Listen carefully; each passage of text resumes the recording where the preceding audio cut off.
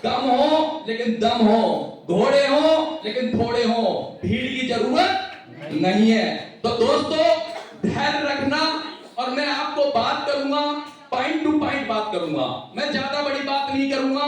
मैंने बताया कि एक व्यक्ति 10,000 रुपए महीने कमाता है और उससे जाके बात करते हो कि मुझे 5 लाख महीने कमाने के तरीके बताओ, क्या वो बता सकता है?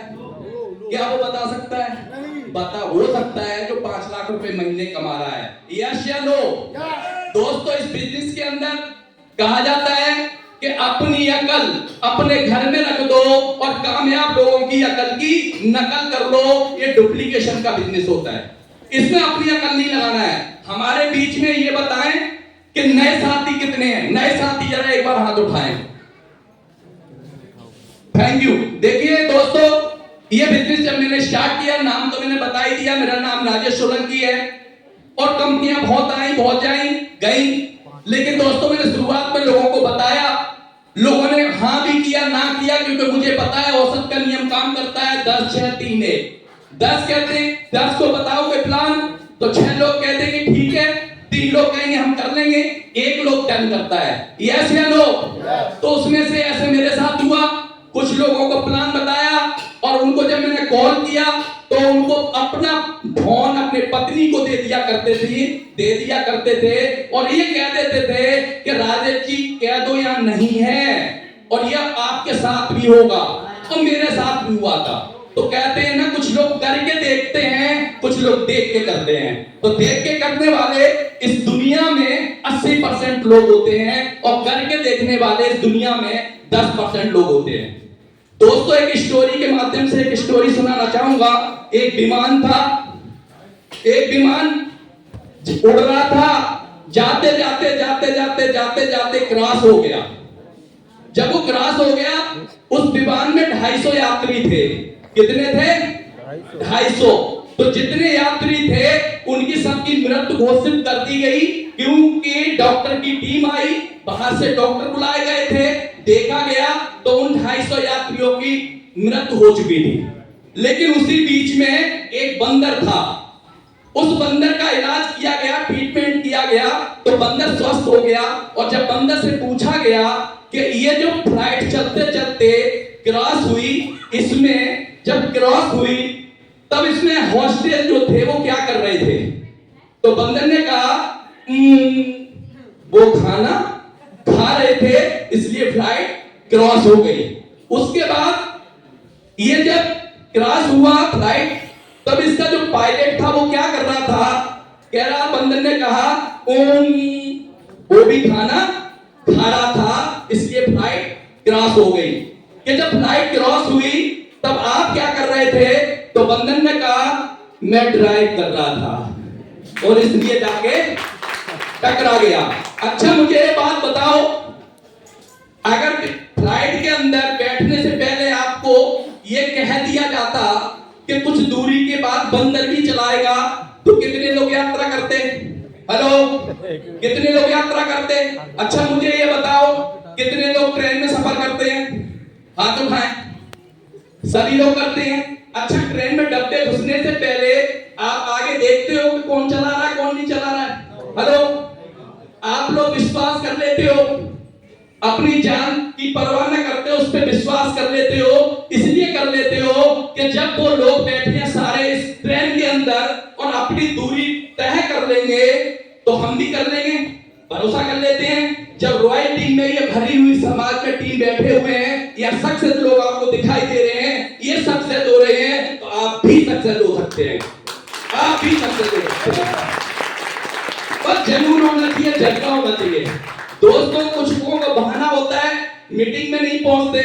कुछ लोग कहते हैं हमारी नानी की तबीयत खराब हो गई है, कुछ लोग कहते हैं मुझे जुकाम हो गया, कुछ लोग कुछ बहाना मारते हैं। दोस्तों मैंने 24 मई को ज्वाइन किया, मेरे गांव में शादी, इतने ब्याह हुए, मैंने घर में बच्चों को भेज दिया, पत्नी को भेज दिया, लेकिन मैं नहीं गया।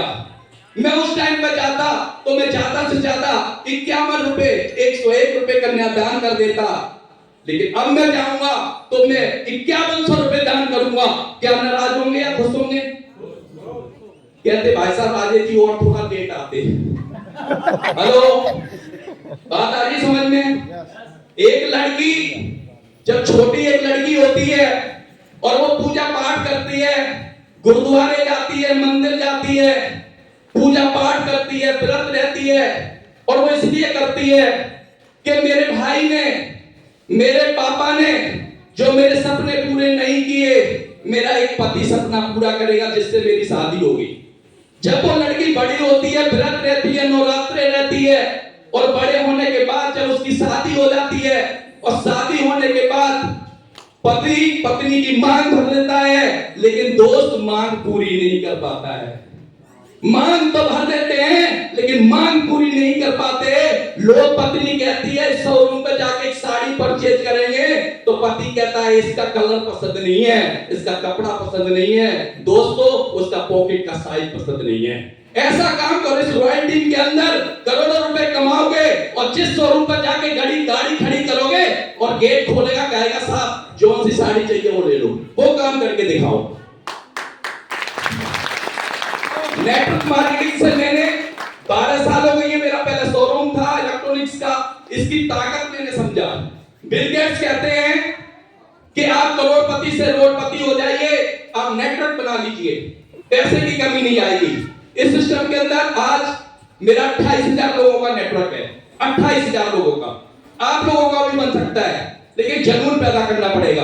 कुछ लोग एक बार इस कंपनी में, एक दो कंपनी में फेल हो जाते हैं, और उस फेल के कारण दूसरी कंपनी को पकड़ नहीं सकते, कहते हैं यार ये भी ऐसी होगी, वो भी ऐसी होगी, इसी तरीके से सफल नहीं होते। दोस्तों, एक बच्चा था, एक माँ बाप गरीब थे और बच्चे को पढ़ाने की इच्छा थी। ध्यान से सुनना मेरी बात को। माँ बाप की, हर एक माँ बाप की इच्छा होती है कि मैं अपने बच्चे को अच्छे स्कूल में पढ़ाऊं, अच्छी जगह पढ़ाऊं।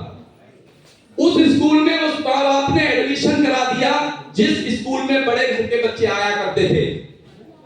कार से बच्चे आते थे, लेकिन वो बाप अपने बच्चे को उंगली पकड़ के लेके जाता था, उंगली पकड़ के लेके जाता था। उस स्कूल के बड़े घर के बच्चे कहते थे तेरे पापा क्या करते हैं, तेरे पापा के पास कार नहीं है क्या, तेरे पापा के पास कार नहीं है क्या। वो सोचता रहता था और जाके घर बताता था। फिर एक दिन फिर बच्चे पूछने लगे कि तेरे पापा के पास कार नहीं है, तो कहता है तेरे पापा के पास जो कार है ना, एक दिन मेरे पापा के पास भी लंबी कार होगी। उसका ड्रीम सेट हो गया, माइंड सेट हो गया। एक दिन स्कूल के अंदर रेस में भाग लिया उस बच्चे ने, और सारे बच्चों ने भी भाग लिया था। एक टाइम डेट फिक्स कर दिया गया था और बच्चा तैयारी कर रहा था। उस बच्चे ने अपने माँ से और बाप से कहा कि डेट में मैंने रेस में भाग लिया है, उसमें जीत के दिखाऊंगा। डेट फिक्स हुई, टाइम फिक्स हुआ, और बच्चा स्कूल जाने से पहले माँ के पैर छूता है और पापा के पैर छूता है और कहता है पापा जरूर आना स्कूल, मैं जीत कर दिखाऊंगा। पापा कोई जवाब नहीं देता, माँ भी जवाब नहीं देती, क्योंकि टाइम डेट फिक्स था। और वो बच्चा स्कूल चला जाता है, और स्कूल में सारे बच्चे लाइन में खड़े हो रहे होते हैं, और पहली सीटी जब लगती है तो उस बच्चे को सबके पापा नजर आते हैं, लेकिन उस बच्चे को अपने पापा उसे नजर नहीं आते हैं। जैसे दूसरी सीटी जब लगती है तो उस बच्चे को सबके पापा नजर आते हैं, लेकिन उस बच्चे को अपने पापा नजर नहीं आते हैं। जब तीसरी सीटी लगती है और देखता है मेरे पापा आए हुए हैं, और कमिटमेंट के साथ जब दौड़ता है, भागता है सारे बच्चों के साथ, और वो बच्चा गिर जाता है। जब गिर जाता है, खड़ा होता है, फिर दौड़ता है, फिर गिरता है, फिर खड़ा होता है, फिर दौड़ता है, फिर गिर जाता है, फिर खड़ा होता है, फिर गिर जाता है। गिरने के बाद साइड में खड़ा हो जाता है और रोने लगता है और परेशान हो जाता है, मायूस हो जाता है कि पहली बार मेरे पापा आए हैं और मैंने जो कमिटमेंट किया था और मैं जीत के नहीं दिखाया। उसका पापा आता है और कहता है बेटा कौन कहता है तू हार गया है, कौन कहता है तू हार गया है। जितनी बार गिरेगा उतनी बार उठेगा, उतनी बार चलेगा, कहानियां उसी की बनेगी, हिंदुस्तान भी उसी को याद करेगा। दोस्तों, हार गए एक बार या दो बार, कभी हार मत मानना, ठान लेना, ठान लेना।